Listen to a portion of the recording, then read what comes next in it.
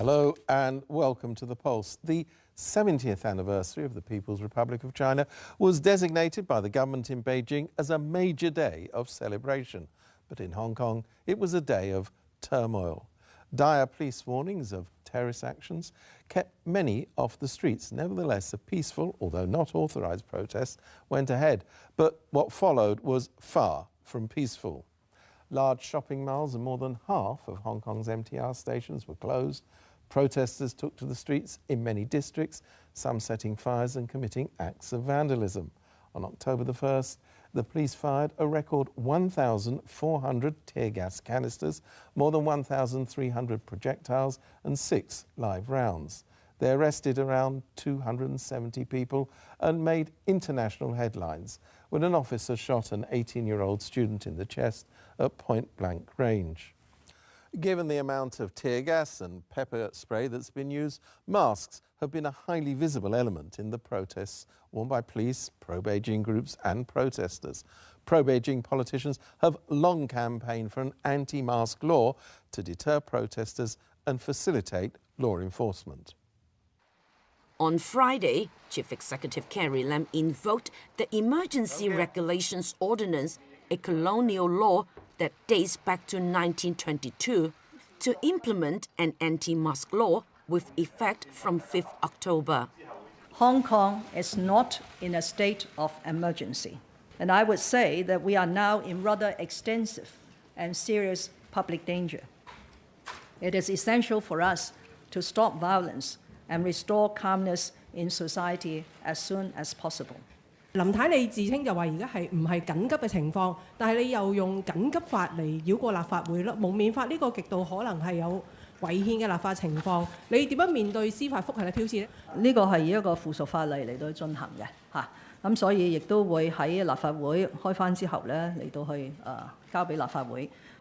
The anti-mask law applies to anyone who wears a mask or any form of facial covering, including face paint, to hide their identity and take part in protests or unlawful or unauthorized assemblies or riots. Offenders may face up to 1 year in prison or $25,000 fine. There are exemptions for those who require masks for professional, medical and religious reasons. 如果冇暴力犯法，根本就冇警察需要執法。所以公共安全嘅威脅嘅起因呢，就係有人去做一啲暴力嘅行為，而且係非常暴力嘅行為。On the same day, the Education Bureau issued a letter to all schools to remind them that students should not cover their faces either in public places or in school premises unless for medical or religious reasons. Well, with me in the studio is Dennis Kwok, the Legal Sector Representative in the Legislative Council and Director of Human Rights Monitor Law Yuk. I should stress that we also invited several pro-Beijing figures and members of the group advocating a mask law to take part in this discussion, but they declined to be here. Well, as they declined to be here, let me ask you, Dennis Kwok, first. The case seems to be twofold for the law. One is that protesters wearing masks are emboldened to commit illegal acts, and that it makes law enforcement more problematic, which is why they need the mask law. Well, neither of those would be cured, so to speak, by having a mask law. And I think if you enact a mask law now, it would actually cause more people to take to the streets and even more division in our society.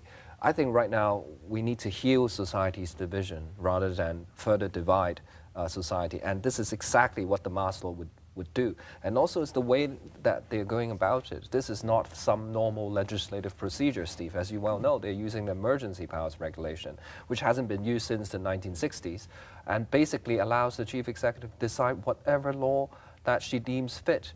And that is a symbol, a potent symbol of authoritarianism, which is happening in Hong Kong. And that will drive even more people to the streets. Because if you remember, Steve, why are the people, millions of them, took to the streets? It's because they fear that their freedom will be taken away by the extradition bill. Now the same thing is happening again. And have they not learned anything? This is the point, I suppose, about the use of emergency powers. I mean, first of all, do you think it's problematic? I mean, there may be a political objection, but do you think it's problematic in law? Well, of course, because now we have a basic law, a written constitution in place, in which it's clearly spelled out that the power of legislation is vested in the Legislative Council, not in the Chief Executive. There's no articles in the basic law which authorize the Chief Executive to do this kind of emergency legislation. Even though there's a draconian old law left over from the colonial days, which spelled that, there's a way to legislate. Okay? But it should be inconsistent with the constitutional arrangement, and therefore null and void. Invocation of these regulations could be subject to a successful legal challenge. Yes. I don't think the Chief Executive can really steal this power from the other branch of the government. I mean, I suppose this is one of the big questions. I mean, are you more concerned about the use of emergency powers or the law itself? I'm equally concerned about, deeply troubled by both, because as I said, I don't think the mass law is going to resolve the political crisis that we're in, Steve. It is a political crisis that requires political solution, not more draconian legislation. And the way they pass this draconian legislation sets a very dangerous precedent. This emergency power regulations was enacted in 1922. It was before, as law said, before the basic law and before we have ICCPR as part of our laws. So I think even Winston Churchill, by the way, when he was colonial secretary, commented on this emergency power regulations and warning that this gives the governor a very wide power and that he must use it with the strictest of discretion and not without my consent. So I think even back then, the British government realized that this law are not good news, not in line with constitutional principle. If you look at the Constitution or the basic law, then we have to go to LegCo, and LegCo would debate and enact the law, okay, in the proper course of action. I think the political reality is that they will ask Beijing to tell the whole world that everything they do are lawful. Okay, that's the political reality. But equally true is that these things will really trigger real discontent in the public, real fear of further loss of freedom and human rights. Yeah. And this kind of fear will translate into further discontent and split in the society and even more clashes in the street. Given the white terror that is going on in society, you know, I may want to go to a peaceful assembly wearing a mask because I don't want my employer, whoever that may be, Cathay Pacific, HSBC, BNP Paribas, I don't want my employer or boss to see that I'm out there protesting. But if I am not allowed to wear a mask, that effectively restricts my right to participate in a peaceful assembly. Yeah. And that is what is wrong with Usually a student who don't want their school to know that. or student doesn't want Yeah, their the parents to know. parents, Yeah, something like that. And in fact, I mean, there are specifically discussions about introducing curfews, declaring certain districts to be demonstrator-free. I don't know how they put this in legal terms. This kind of emergency regulation ordinance is specifically designed to undermine human rights protection, including they can expand the power of the police, whatever way they want, extend the detention time, block them from having access to lawyer, and all these things, okay? But of course, we can argue, this is inconsistent with the protection of human rights protection provision in our constitution. Let's challenge the court. And then they will have a trump card, having the Chinese standing committee to come out and say they are always right, and this is lawful. Okay? I mean, we have a constitutional and legal crisis at the same time of A this political crisis. Yeah. I mean, it does also raise the question of who's initiated this move. Has it been initiated in Beijing? Has it been Looks like initiated it. I here? mean, somehow they suddenly came up with this idea after they all went up to Beijing. And obviously they've been told by those in Beijing that you've got to do something. And that something is this use of emergency powers and regulations. But is it the case that they refuse to understand how to govern Hong Kong well, or they simply don't care? But it looks like they simply don't care, because they haven't learned anything from the past 3 months. If you look at the so-called dialogue between the Hong Kong people and the chief executive, 80% of the audience that night called for the setting up of a commission of inquiry. They simply don't understand why the government can't do that. And, but the government refused, and at the same time impose these draconian law. I think law is right. We have a political crisis right now, and they want to extend it to a constitutional crisis. How foolish is this government? And international community will cry out, because this is totally inconsistent with the International Covenant on Civil and Political Rights. Only at a time when the existence of the states is at stake, then we can enter a so-called state of emergency, which triggers certain kind of derogation of rights, but only to a certain extent, and have to be proportional to the issues. But this law is totally at the discretion of the chief executive in council. Well, Dennis Kwok Law Yuk, thank you very much indeed. And we'll be back after the break.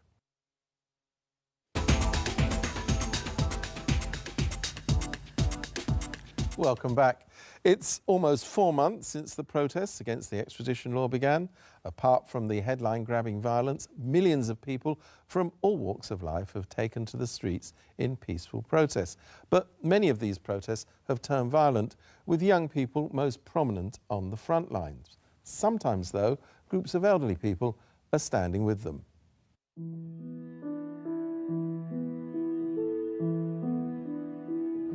我呢就一個老人家嚟㗎啦，大家都見到啦。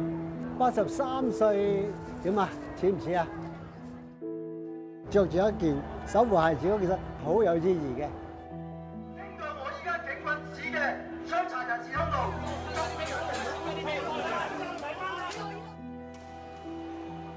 我都覺得身為一個嘅香港人，住喺香港咧係60幾年啦，有個責任係要做啲嘢。 幫手搞一啲嘅銀髮族嘅活動咧，差唔多都可以喺成個運動裏邊咧係歸納為一個咧超級和理非嘅一個運動嘅。可以上車㗎啦。OK, take your seat. Any seat you like. OK.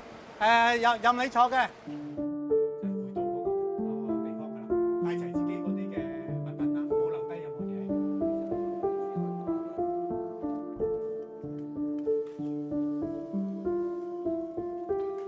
我哋做一個導賞團啊，介紹呢個地方嘅。係啊，就係呢個位。係。可以再多㗎啦。因為有條封鎖線喺度㗎啦，好明顯一條封鎖線喺度㗎啦。呢個係一個導賞團係咪？咁你唔好理導賞團啦，我而家行我一個人行去得唔得啊？咁想請問你嘅目的係？我咪睇下新屋嶺咯。而家目的係咪繼續係導賞團㗎？係啊係啊。呢個位置好唔好啊？新屋嶺點解會吸引到我哋注意力咧？因為咧係喺811嗰日咧就係有54個人拉喺呢度，結果咧就係有31人咧係要送去醫院，其中咧係有6個係嚴重嘅 case 啊骨折。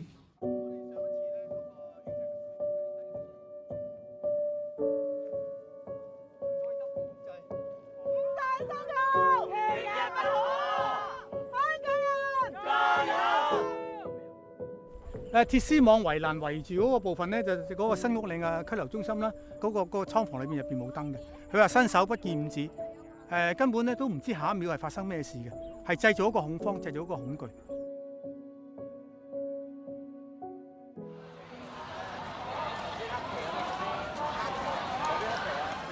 着住一件守護孩子嗰件係好有意義嘅。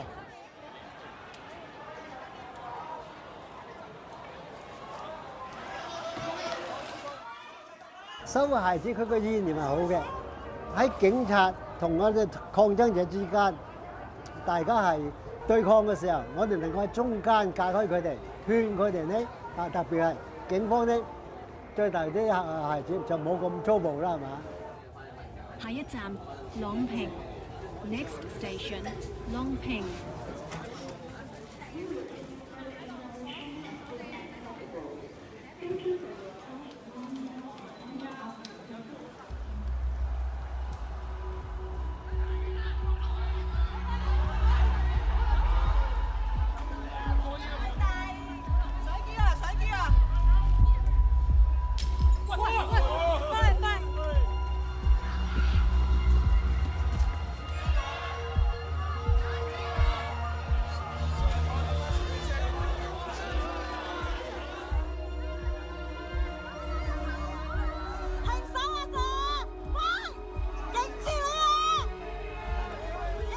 嗱，咁多人圍住睇一個老人家，太殘忍啦嚇！不過我哋預咗㗎啦，預咗㗎。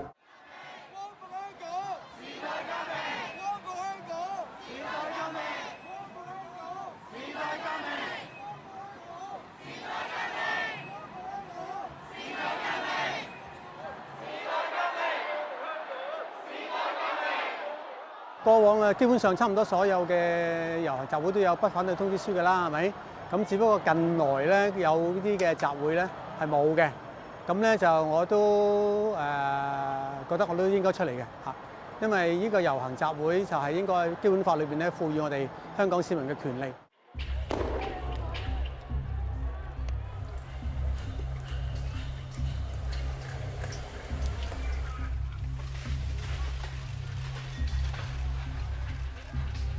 反正中過好多次添啦，就喺呢度啫嘛，就喺呢個正總係西翼啊對開嗰度啊，一放過嚟風一吹，一吸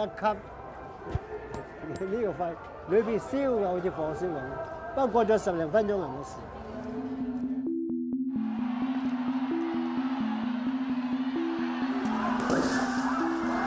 5年前嘅928咧，我當時嘅距離咧同嗰啲催淚彈都比較遠嘅。咁當時就係一聽見催淚彈咧就走夾唔唞啦嚇，呢個就係即係當時嚟講，即係覺得哇催淚彈呢個好大件事㗎啦嚇。5年後嘅今日，催淚彈呢樣嘢咧就已經用放題嚟形容啦嚇。橡膠子彈啊、布袋彈啊、海綿彈啊都出過唔少啦咁樣。暴力上嚟講咧，個升級度好大嘅。928嘅雨傘運動，呢5年，中國同香港政府對香港人嘅打壓從未停止過。參與今次928嘅集會咧，就係希望繼續盡自己嘅一分力量咧，去支持一個嘅運動嚇。咁都好感謝咧，係當年係發起一個和平佔中運動嘅發起人，因為佢哋都係付出咗佢哋嘅代價。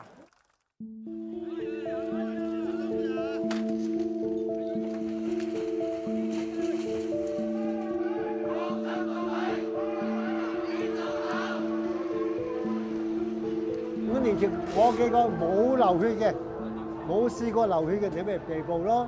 我喺呢度啊，清場呢度，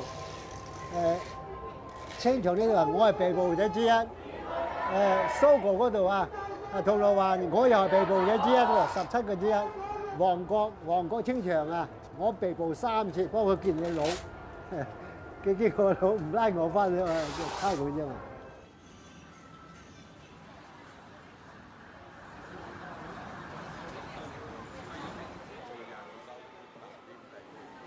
唔係好大嘅問題。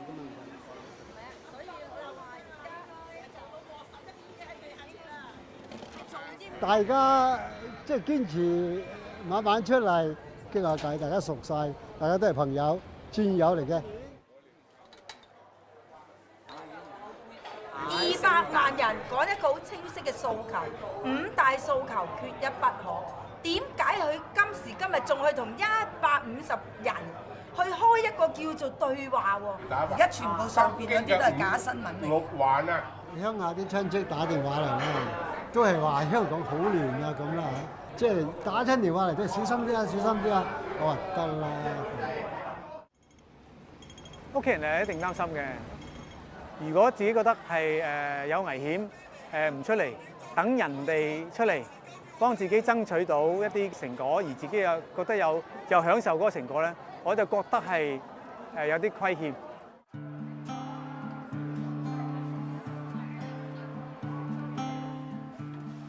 文革期間，我翻去探老豆啦。嗰幾年咧，所受嘅咧艱難同苦啊，係一世人係梗係啦，最辛苦、最黑暗個時期。過後睇翻，我一生如果唔經歷過嗰一段黑暗日子，好似做人生係平淡咗好多咯。好似我哋而家咁，如果香港呢一代唔經過反送中日子咧，對佢嘅人生係平淡好多。過後咧，你即管回憶下，哎呀嗰段日子幾有意義嘅，大家出嚟為民主自由奮鬥。